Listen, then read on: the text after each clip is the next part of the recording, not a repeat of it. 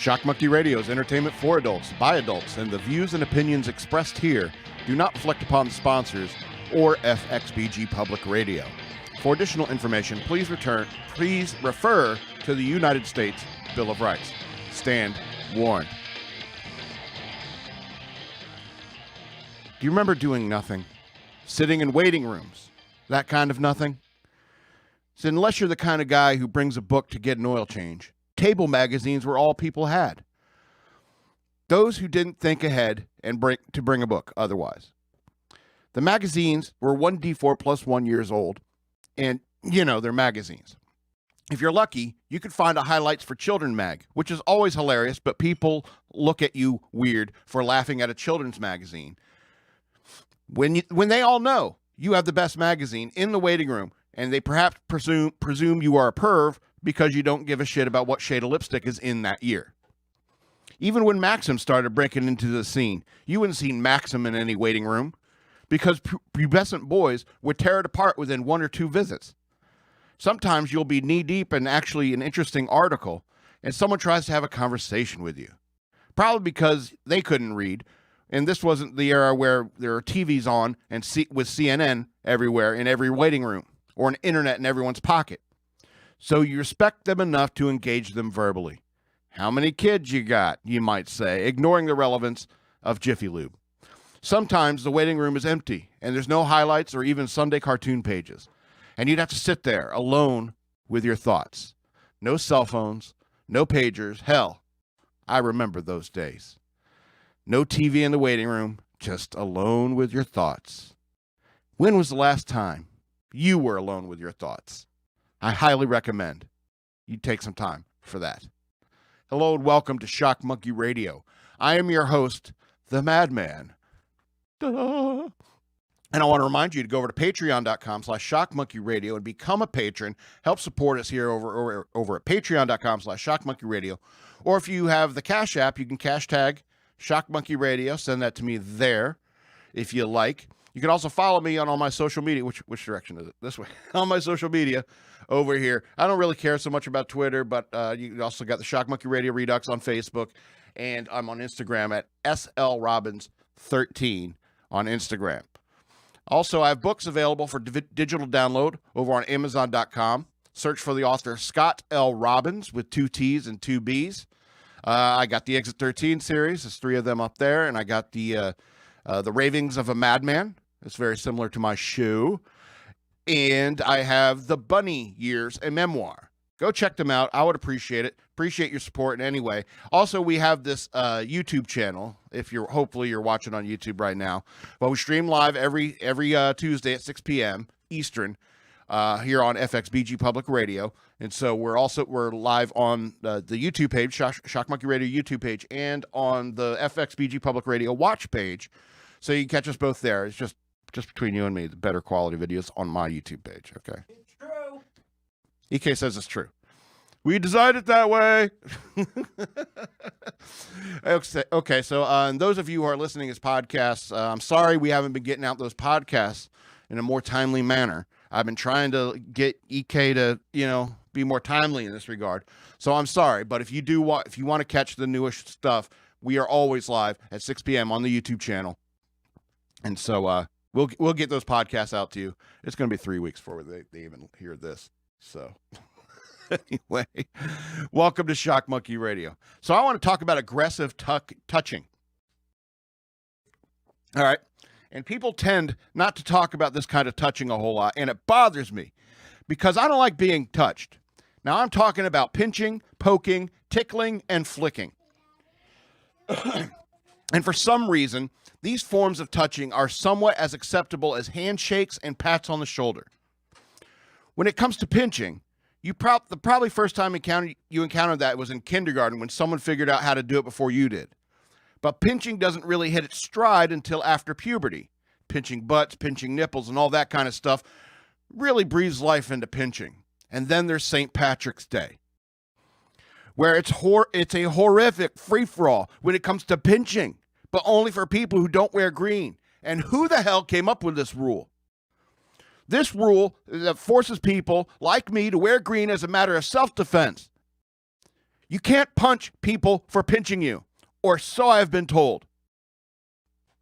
Reciprocal violence is not even allowed. Then again, that was a teacher that told me to do that. Let's move on to poking. Poking doesn't hurt the way that pinching does, but it's sure surprising. For a split second, as you're being poked, your mind thinks, I'm being stabbed! But then you realize it's just a poke and you have to settle for just being annoyed. Poking seems innocent, like the Pillsbury Doughboy and all that, but it's not. Poking fat people seems to be the most acceptable form of poking, but trust me, we hate it. Now, I could deal with people pointing their finger at me all day long. For some reason, some people really hate that. I can even deal with somebody putting their finger in my face, and I don't care. I will never retaliate. But as soon as you poke me, I just may beat you within an inch of your life if you've had your finger in my face for a while and we're probably hurling insults at the same time. Now, when it comes to tickling, that's a tricky one because it's disguised as friendly touching, but it's probably the most offensive and aggressive of these types of touching that I am talking about. First of all, you better have a long-standing relationship with someone you are trying to tickle, or else you could be in trouble. Secondly, if they say stop, you stop. You better stop, or you are risking the entire relationship. And if you are wondering if you are close enough to me to tickle, the answer is no. No, you are not. Always no. Tickling is also tricky for the perpetrator because your victim is laughing. And it's hard to believe somebody really wants you to stop when they're laughing uncontrollably. But you can never forget that the laughing and squirming from being tickled is an automatic response of the human physiology, so you're basically holding someone hostage in that state until they fight you off or you choose to stop. And believe me, I always opt for fight you off, as every person should, you tickle monsters. When it comes to flicking, at least flicking is honest about its aggression. It's designed for function, simple and elegant, to deliver maximum force over the smallest amount of area, and you quickly learn that ears are particularly vulnerable to this form of attack. EK, he's like, yeah, I got flicked in the head a lot. In the back of the hand, man, that hurt. See, a lot of people feel like I do in this regard. So I just remember that flicking is only for boogers or cigarettes. And just in case I am not being clear about this, keep your hands to yourself.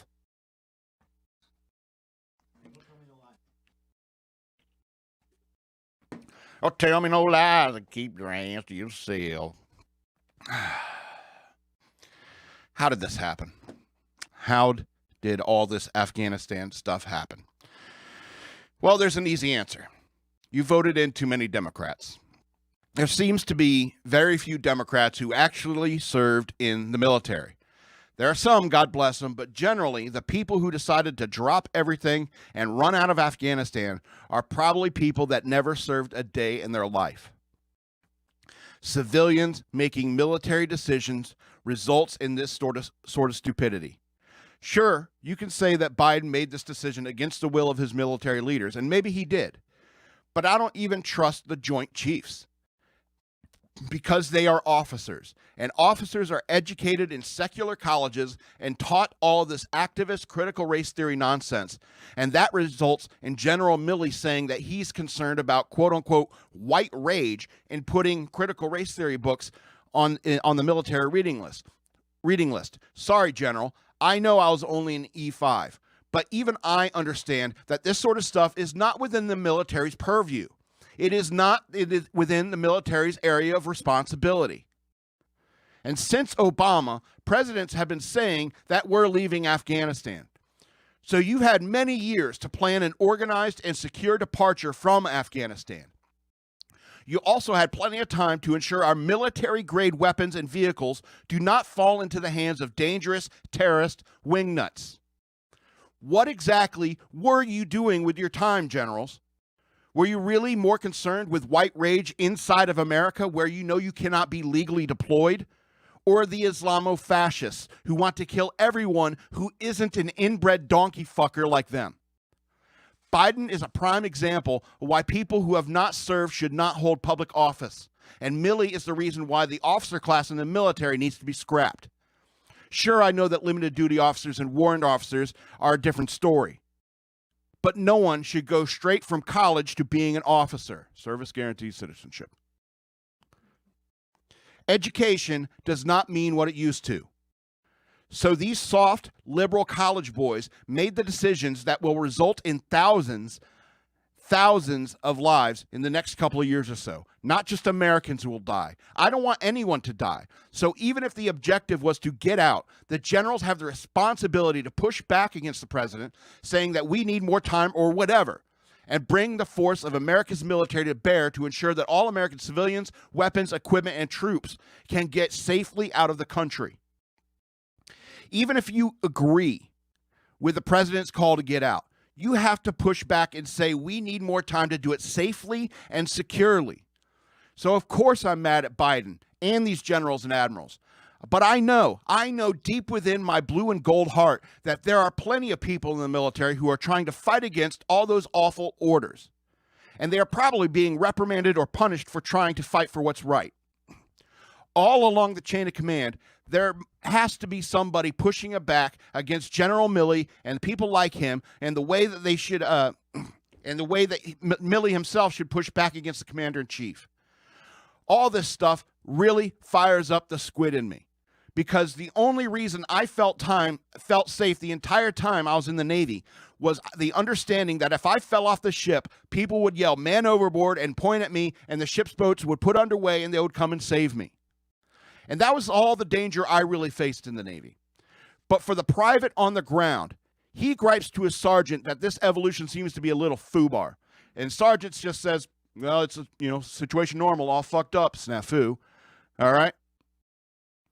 And then the sergeant goes to the lieutenant, and he says the whole squad thinks that these orders are dangerous and poorly planned. And then the LT tells his captain. The captain tells his major. The major tells the colonel. And so on. And Private Pogue needs to know that his entire chain of command has got his back while he's focused downrange. So if you're concerned about white rage, consider my rage, General Milley. I know it doesn't mean much in such racist times as these, but I have nothing but white-hot rage for the college-educated jackholes that always end up causing the deaths of young soldiers, Marines, and sailors, and sometimes even times 4 or times 5 civilians. That blood is on your hands too. Woo! That's a Paul Harvey pause, ladies and gentlemen. I think I understand why Paul Harvey did it. Because sometimes it's a mouthful. It's a mouthful. So I want to remind you that I'm a Christian. Everyone has a complicated relationship with God. Even atheists. That doesn't make any sense, madman, you might say. Atheists don't believe in God. Sure, but they can't prove God doesn't exist any more than I can prove that he does exist. So even rational atheists have to admit that there's a little bit of doubt in the back of their mind. Maybe they've seen things. An atheist who served in combat may have seen a guy shot 9 times and not one round hit him. Every single one hit armor or a weapon or a belt buckle. And what I mean is that miracles happen every day. And although atheists may not see them as often as people like myself who look for them, I am sure that they have seen some miracles all the same. He rolled the car 9 times and walked away without a scratch. Or perhaps, if I hadn't forgotten my lunch, I would have left the report I needed to turn in today. Miracles can be large or small, obviously. And for atheists who have seen a miracle, can easily chalk it up to luck or chance or happenstance. But that little seed of doubt in their mind grows a little bit. But those are only the logical atheists. I've met many more self-proclaimed atheists who were actually mad at God. And their gripe is simple. Logical, emotionally charged, and by far the best argument against God. Why would a loving God take my mother, take my brother, give my brother cancer, let my sister roll the car 9 times and die, cause things like tornadoes and train wrecks? And the truth is, I don't know. I just trust that God has a plan and that we are some part of that plan. It's not a great answer. I understand that. But we cannot even pretend to understand God. If you even want to consider that he exists. And I grew up in America with you. I learned about the Easter Bunny and Santa Claus, and it broke my heart. And it's easy to compare God to that, saying that it's just one more lie to get people to behave. And even those who believe in God have the doubts just like those atheists do, because bad things happen to the faithful too. And no matter where you end up on the God question, we all stop believing in Santa-like and Easter Bunny-like magic. So there is no soul. There is no heaven for the righteous or hell to punish the wicked. We're all just a human ant colony collecting resources before another ice age forces us underground again. But I find such thoughts to be dismal and nihilistic. And nihilism is boring. Like super boring.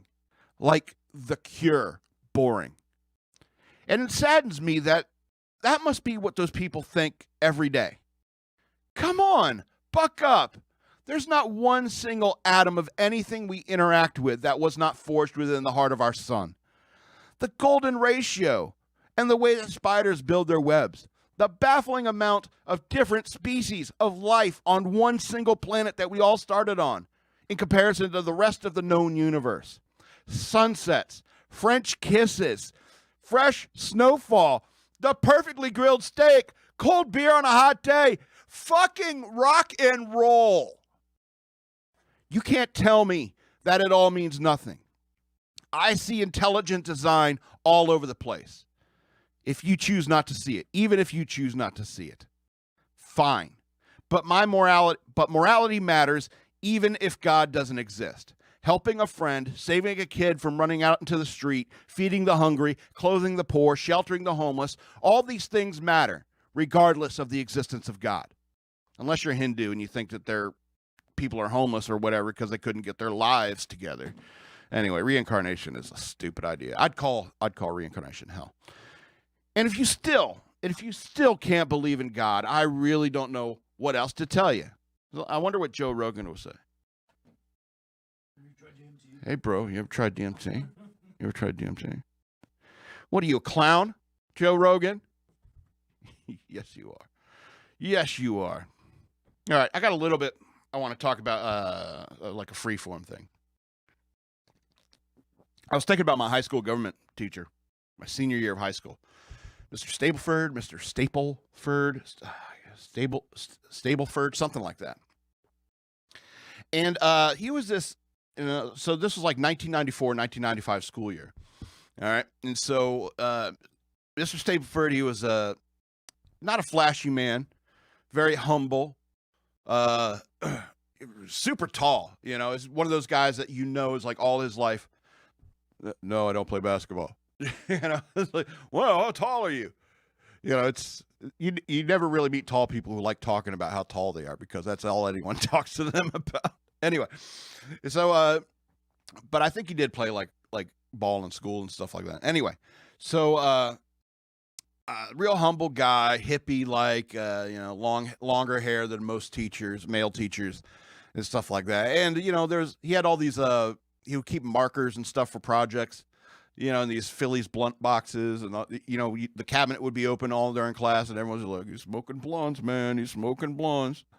And then there'd be these rumors about him. It was like some student ran into him at a Grateful Dead concert and smoked a joint with him.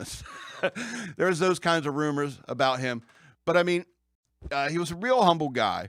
I liked him as a government teacher, and I liked him because his politics were very different from mine. And I respected the fact that he tried his best not to let on how his political opinion, his political leanings in my class. And I guess I'm just lucky that I was part of that generation in the mid-90s who actually got teachers who tried to keep politics out of their class. And you got to understand, if you're teaching government or civics or anything like that, it's real hard. It's real hard to keep your own bias out of things, especially when kids start asking questions, because the way kids think, they're like, what if, they give you crazy scenarios and you got to think of an answer. Anyway, but he had a very different politics than I did. And I respected the way that he tried to avoid getting too much into it, because people would talk about like current events, obviously, in your government class. And they're like, well, what do you think we should do? And I don't know. Mr. Stapleford, I really don't really want to say what I think should be done, but here's what I think's going to happen, you know? And I thought that was a very responsible of him as a government teacher. And I really appreciated it because he knew. Between classes, he would have he had a CD player on his desk, and he'd play like classic rock music, like Floyd and like Hendrix and the Doors and CCR, like good stuff. And that's how you end up talking with them. It's like, yeah, man, this is some good music to have in between classes. And I'd be one of those kids that get there early because, you know, I didn't have my Walkman. iPods weren't a thing. Yeah, people had Discman back then. Anyway, so we'd come in there and we'd start talking about music, start talking about these different bands. Like, yeah, you know, he had very similar taste in music, but very different political views. And I never really got a bead on, you know, his political views on everything or anything like that. But I knew he leaned left. I knew he leaned left. But he taught us the government, and it taught us to believe in the political process. And that is like, yes, you can have crazy rednecks like Scott Robbins here in the class. But I mean, even he has the right to speak his mind under the First Amendment. You know, all these, I mean, I think that was beautiful and responsible of him. And he's the old school liberal that I miss, you know? Cause I mean, it's kind of like Bill Maher. Bill Maher has always been one of my favorite liberals because he's so predictable. And I mean, he's real easy to read, you know? And so, and I would watch these shows like Politically Incorrect with my liberal friends. And we would talk about these issues and have disagreements about them. And that's what I loved about that government class. That's what I loved about politics in the 90s, you know, is that we associated closer together, you know. I had family members that lost friends because they made a joke about Al Gore. They made a joke about Al Gore, and they're like, oh, we're not talking to them ever again. Isn't that messed up? That's so messed up. It happens every day now. And it just frustrates me to no end. I loved Mr. Stapleford. I thought he was a fantastic government teacher because he tried, he had the, I mean, it's not only government, but it's ethics as well. You know, because they're kind of wrapped up in each other. And I mean, even though I knew he was anti-draft. I knew he was anti-draft because as a government teacher, it's his responsibility to tell all the males, you need to register for the Selective Service. And that, you know, if that happens, you know, you could probably just, you know, burn your card or something. You know, that kind of guy. You burn the card, go to Canada, you know. That was the kind of guy he was, you know. But I mean, when it comes to conscription, I have very similar views, and a lot of it shaped, you know, a lot of my views on conscription and drafts and stuff like that is shaped by my time in that government class, talking to him about selective service and all that. And it's like, you know, if I had to go fight a war, I don't want a bunch of people who are dragged kicking and screaming into it. You know, you probably get killed real quick. And that was a very true thing about the conscripts, especially in Vietnam. And, you know, I think Mr. Stapleford was just a little too young during the Vietnam era. And so but I mean, he was very, you know, imagine being 14 when the Vietnam stuff's going on. That's probably how old he was, you know. You get all the good music, all the good drugs, you know. All the healthy motherfuckers all fighting a war. And so, I mean, I think that was one of the greatest things about my high school education was Mr. Stapleford, because he was that kind of liberal that I have tons and tons of respect for, you know. And people like him just seem very few and far between. And it reminds me of that Crash Test Dummy song, Superman song. I don't think the world will see another man like him. And even though he had different political views from me, I find that to be lamentable. Absolutely. That's sad. And hopefully liberals will come to their senses and be classically liberal, which is perfectly acceptable in my mind. And just like how Bill Maher will start pushing back against the major culture that's, in essence, in his corner. God bless Bill Maher for pushing back against them. And I think Mr. Stableford's the kind of guy that would push back against them too. It's like, because, he grew up understanding what fascism was and that this is fascist behavior, and you get talking about a generation of people who haven't really seen fascism. And so it ends up bleeding into our own streets as some sort of teenage rage. Anyway, it's just the kind of conversation I would love to have with Mr. Stableford. I don't even know. I guess I should look him up or something. I did a cursory look on the internet for him. I couldn't really find anything. So if you're listening and let me know. Madman, email me at madman@fxbgpr.com. Anyway, enough of me reminiscing. Let's go ahead and get into the news worth knowing. All right, so we're talking about Afghanistan. Biggest story of the year. At least 1 year. So Taliban are committing house-to-house executions in Kabul after the U.S. exit, as chilling audio demonstrates Afghans' fear. Horrifying audio of distant gunshots appears to confirm reports of house-to-house executions as the Taliban asserts control of Kabul and Afghanistan after the U.S. military's departure on Monday evening. An Afghan man who worked with the Americans on the ground provided Fox News with a chilling audio featuring distant gunshots. Quote, "I think there is a conflict between the Taliban. I have no idea where I'm located. From everywhere I hear the sounds of shooting, gunfire. I have no idea how to leave," the Afghan man said in the audio clip, recorded around the time the final U.S. plane left Kabul.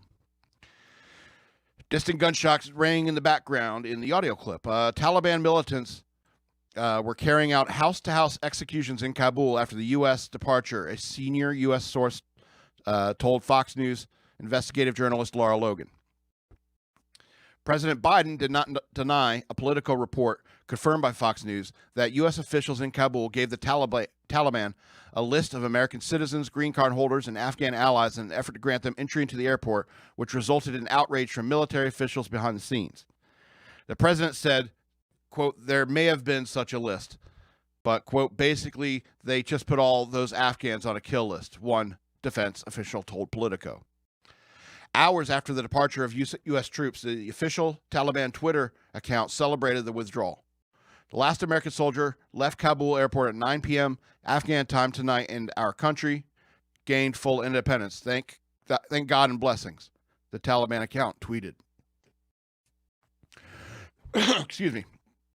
Retired Army Major General Vincent Bowles told Fox News that the Taliban should not get too comfortable. Quote, "Be careful what you ask for," Bowles said. Now they have to show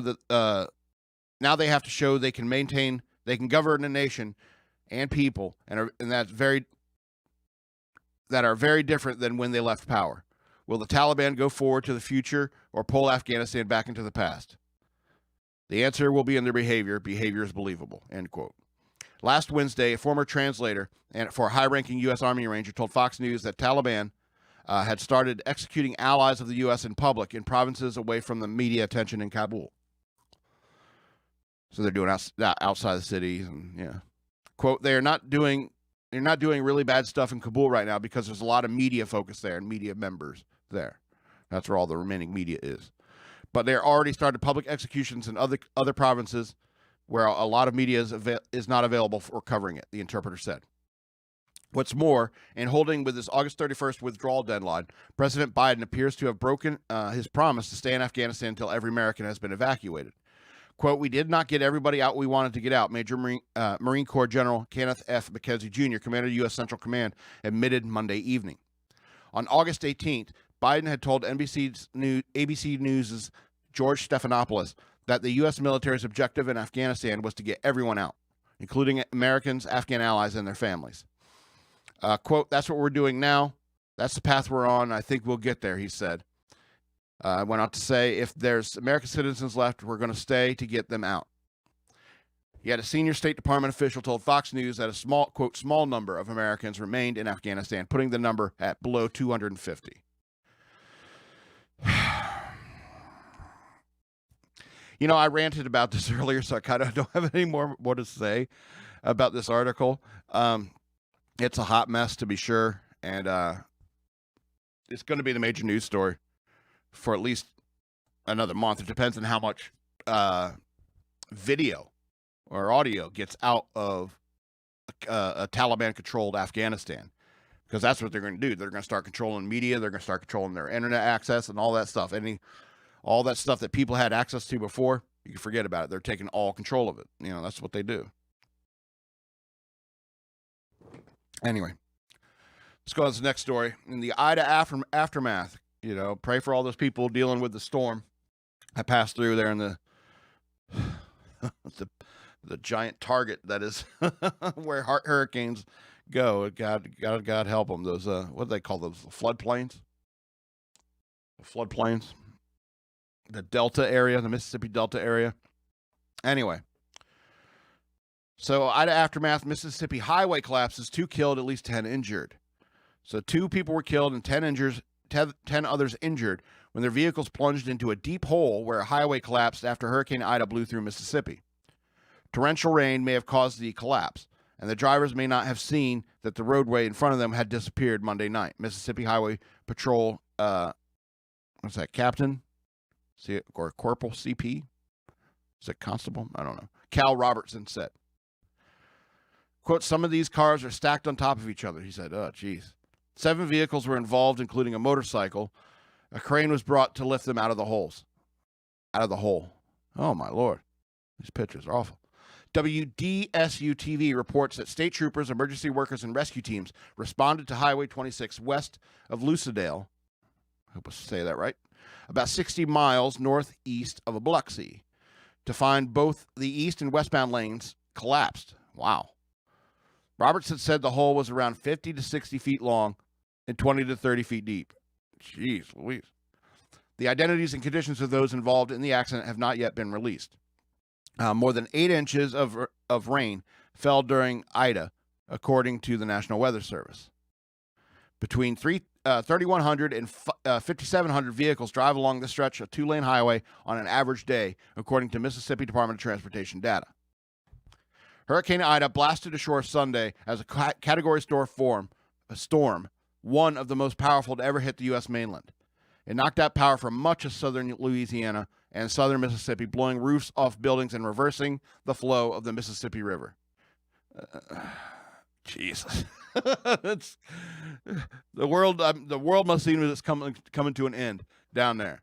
All right, and so, you know, pray for your people down there. I know there's lots of volunteer groups and stuff like that. I know FEMA is on top of it. I mean, I think that a lot of the people who are the stars of the restoration and cleanup of after Katrina, a lot of them are in like positions of where they should be. They have to in positions working for FEMA and stuff like that. So I think that, you know, they got this under control as much as possible. The issue is like all the power. Is like a few weeks ago I did that segment, God Bless Willis Carrier. All right, and that's because of air conditioning, and that's going to be the issue for those people down there in that area. Is that it's that intense heat that comes after the storm is gone. You know, and they don't no air conditioners, no power. Oh, it's got to be awful. So I know, you know, if you want to donate your time, donate your money to help those people down there, I completely understand. I am way too poor to help anybody. I can barely help myself. So let's go on to this next news story. Fathers of Marine killed in Kabul blast rip Biden. In Kabul blast rip Biden. Fox, come on now. Quote, he talked about his son more than my son, end quote. 2 Gold Star fathers of U.S. Marines killed in the ISIS-K-linked blast in Kabul amid President Joe Biden's Afghanistan withdrawal lambasted the commander-in-chief for acting selfish in their interactions. Mark Schmitz, father of Missouri Marine Jared Schmitz, and Darren Hoover, father of Utah Marine Darren Taylor Hoover Jr., discussed their tragic and terrible losses in an interview with Hannity on Monday. Schmitz elected to meet with Biden, while Hoover told host Sean Hannity that, quote, he didn't want Biden anywhere near us. Damn. Schmitz said their meeting, however, was not pleasant, adding that the president reportedly spoke more about his own deceased son, former Delaware State Attorney General Joseph Bo Biden III, than he did Jared, his son. The younger Biden, who died in 2015 at the age of 46, had served in Iraq with the U.S. Army and passed away from glioblastoma, an aggressive form of brain cancer. Quote, initially, I wasn't going to meet him, Schmitz said, but then I felt I owed it to my son to at least have some words with him about how I felt, and it did go well. Jesus, I can't imagine having those thoughts. You got to meet the president. Should I meet the president? It's kind of his fault. Could you imagine that? Do I owe it to my son to tell the president? Jesus, that's heavy, man. Anyway, quote, he talked a bit more about his own son than he did my son, and that did sit well with me. Hoover told Hannity the reason behind this decision not to meet with Biden was manifested at Dover Air Force Base, Delaware, where the president and first lady were on hand to solemnly greet the caskets of 13 fallen American heroes over the weekend. All right, Biden was photographed checking, this is from basically talking about Hannity's show. Anyway, Biden was photographed checking his watch during the ceremony, which critics said showed a stark lack of empathy towards the grieving families. Hoover claimed the president looked down his watch not once, but several times as his caskets were being offloaded. You were all so judgmental these days. Anyway, I mean, quote, that didn't happen just once. It happened on every single one that came out of that airplane. It happened on every single one of them. They would release a salute, and he would look down at his watch at every last one. All 13, he looked down at his watch, Hoover said. Quote, as a father, seeing that in the disrespect and hearing from his former leaders, one of Taylor's master sergeants said that this was avoidable. Oof. Because that's what I was talking about with the chain of command. It's like all these people who knew this kid are going to be talking to his father. That they left them over there. They had them over there and they let them down. We can't have that. It can't happen ever again, he said. Asked about why Hoover and his family declined to meet with Biden, the grieving father explained. We absolutely did not. We did not want to deal with him. We did not want him to be anywhere near us. We as a family decided that was the way it was going to be. Brass balls, my friend. The host then asked Schmitz if he saw Biden checking the time throughout the ceremony. Quote, yes, I did, he replied. I leaned into my son's mother's ear and I said, I swear to God, if he checks his watch one more time. And that was probably only 4 times in. I couldn't look at him anymore after that. Considering the time and why we were there, I found it to be the most disrespectful thing I've ever seen. All right. Here's the thing about people checking their watch. Biden checking his watch. He in his mind, he probably thinks he only checked it once. You understand? When your brain isn't working like that? I feel sometimes you're kind of beating up on an old, sick man. It's hard to have too much hatred against Biden, all right? And also, the fact that he talked about his own son and like losing the son he lost, that's kind of the way he can relate to, the only way he can really relate to you. Because yes, his son served in the army, but he wasn't lost in combat. He died of something else. He's an old man, and it's like I don't know. It's Hannity, so it's going to be a little judgmental and stuff like that. And I think that people check their watch. The first time I got a watch, I think the reason I wanted a wristwatch was because of church. Okay, I wanted to know how much torture remained. All right, so I mean, it was. I don't have too much to blame Biden for checking his watch, but it wasn't my son that died. All right, and I can understand the disrespect mattering, especially because your son was a Marine. Your sons were Marines. I get it. Anyway, I'm going to move on to this next story. Washington D.C. police are seeking armed kidnappers behind a 4-day abduction and robbery spree. If you live in the Fredericksburg area, we are part of the Washington D.C. metro area, so you should be looking find this article, find these pictures, see if you can find these people. Police in Washington D.C. are seeking the public's help in tracking down a group who are believed to have kidnapped 5 people at gunpoint in separate incidents over the course of 4 days. This must be like the worst fraternity ever. Washington, D.C.'s Metropolitan Police Department is seeking 3 to 4 suspects who approached each victim at gunpoint in the late night or early morning hours, forced them into vehicles, and ordered them to withdraw money at nearby ATM machines before letting them go. Crime Solvers in Washington, D.C. is offering a reward of as much as $10,000 for any information that leads police to their suspects. The first incident occurred around 10:30 p.m. August 24th, police said. The victim, whose age was not provided, was in the area of Corcoran Street Northwest, never been there obviously, and 13th Street Northwest, when the suspects approached and one of them flashed a gun. The others, quote, forced the victim into a vehicle and the group drove the person to multiple ATMs to withdraw funds from the victim's bank accounts, police said. And then they let the victim go and fled from the area. Excuse me.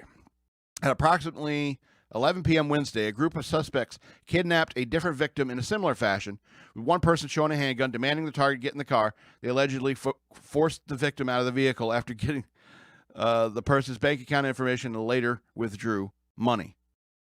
Hours later, just before 1:15 a.m. on Thursday, the suspect flashed multiple handguns in the area of 14th and Allison Streets and attacked a victim who tried to get away, police said. They pulled him into a nearby vehicle and took his belongings and bank account information. They then allegedly took him to numerous ATM machines where they took money from his accounts before ultimately letting him go. Friday passed without incident, but the suspects carried out 2 gunpoint kidnapping robberies on Saturday. The attacks were very similar in nature to the previous incidents, in which the suspects were abducted their victims at gunpoint, transported them to by vehicle to nearby ATMs, police said. They subsequently released the victims each time. Police have provided photographs of the videos for the suspects who were caught on camera during or around the times of the attacks. Police are asking anyone with information to call 202-727-9099 or send a text message to 50411. So absolutely keep an eye out for these guys. And thank God these people were released, but wow.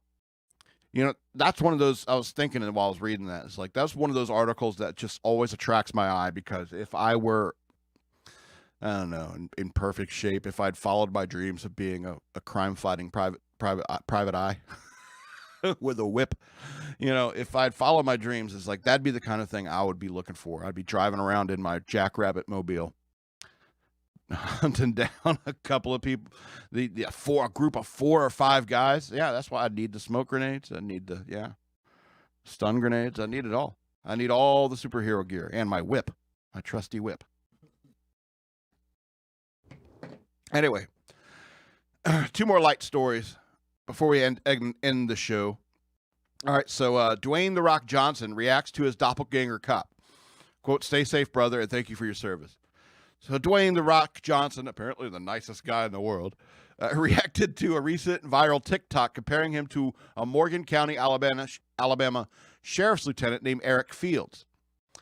The Jungle Cruise star took to Twitter on Monday, as was his typical charming and humble self.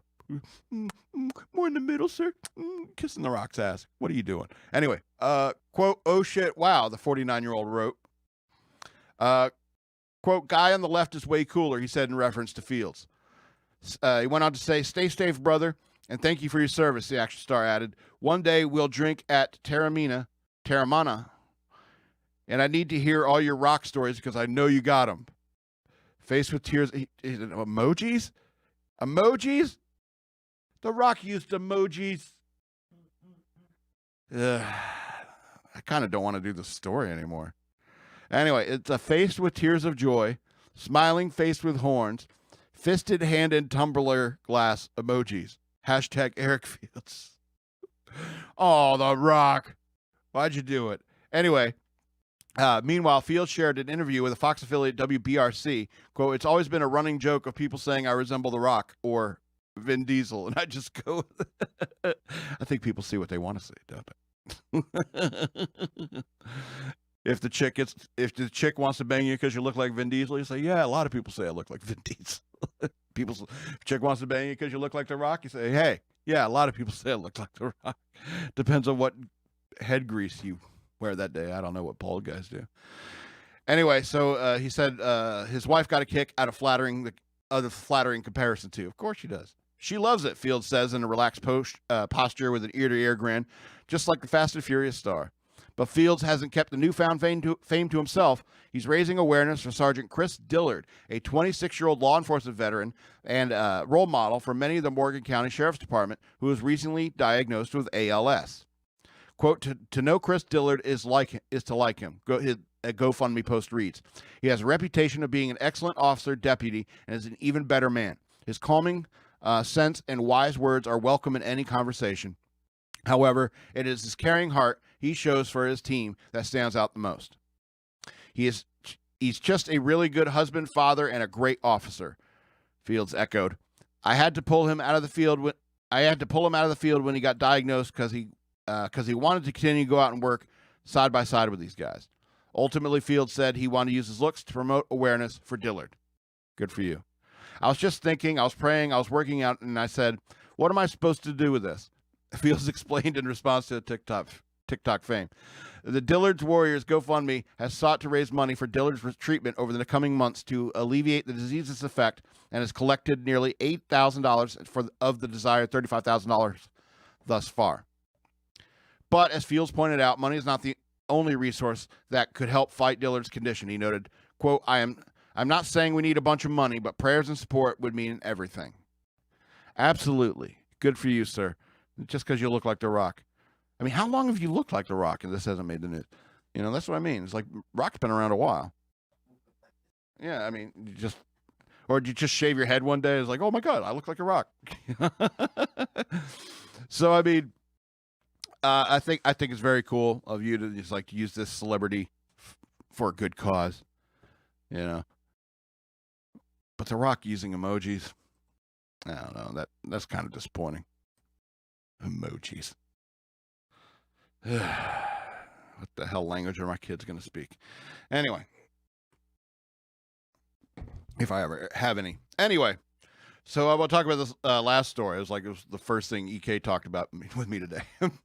So newlyweds create a $240 invoice to teach wedding no-shows RSVP etiquette. It's about integrity. Okay. All right, get a load of this. All right, last-minute cancellations from wedding guests often lead brides and grooms with cash-burning food waste.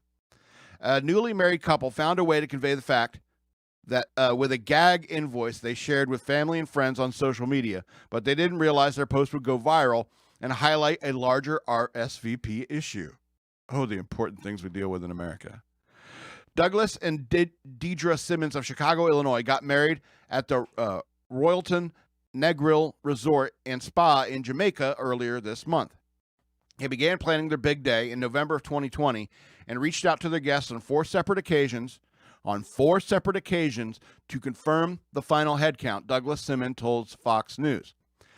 Simmons said 4 guests and their plus ones were no call, no shows, although they agreed they would be in attendance each time. 4 times they asked them. 4 times.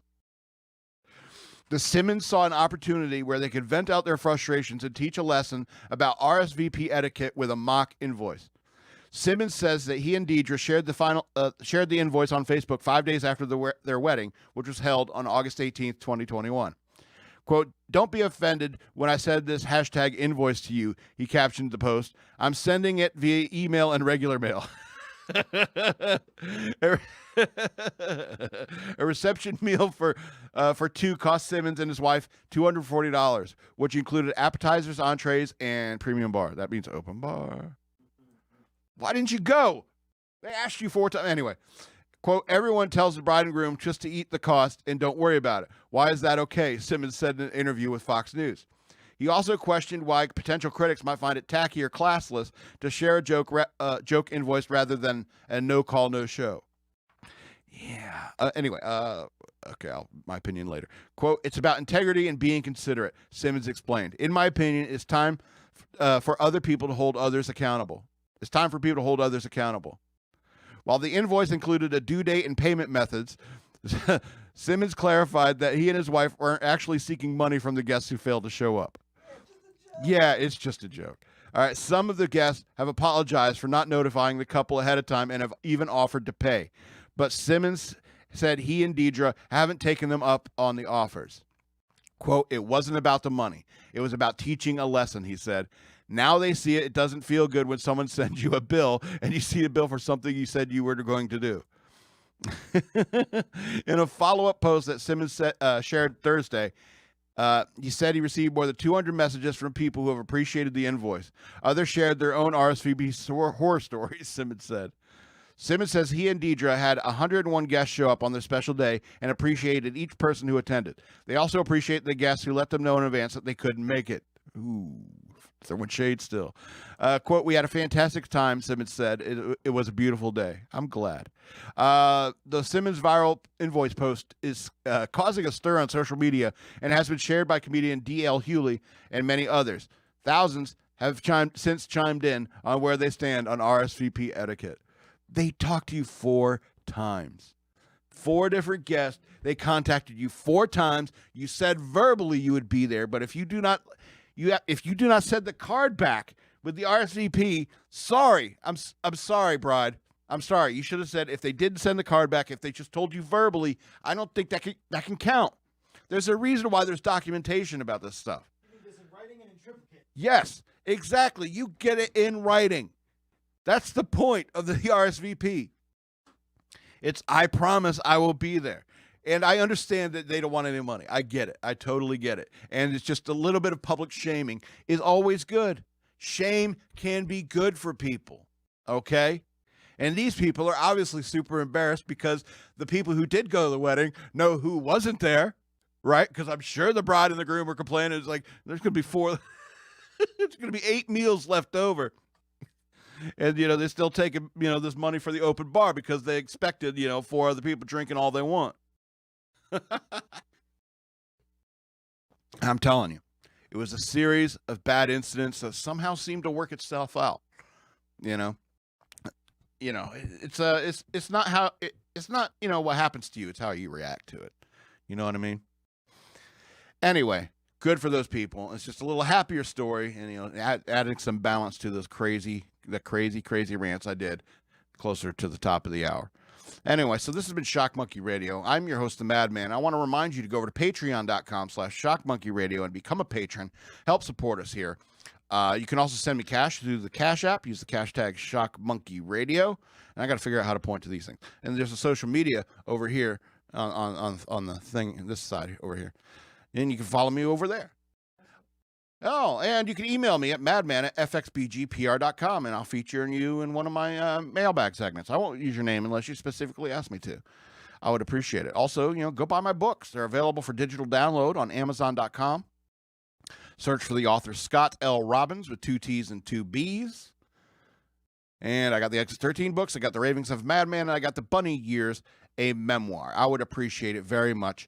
If you want to find me later, I'll probably be gambling in the VIP section of the Four Kings Casino and Slots. Available on Steam. Meet me there. Look for Shock Monkey Radio there as well. Anyway, so this has been Shock Monkey Radio. I'm your host, the Madman, and I love you.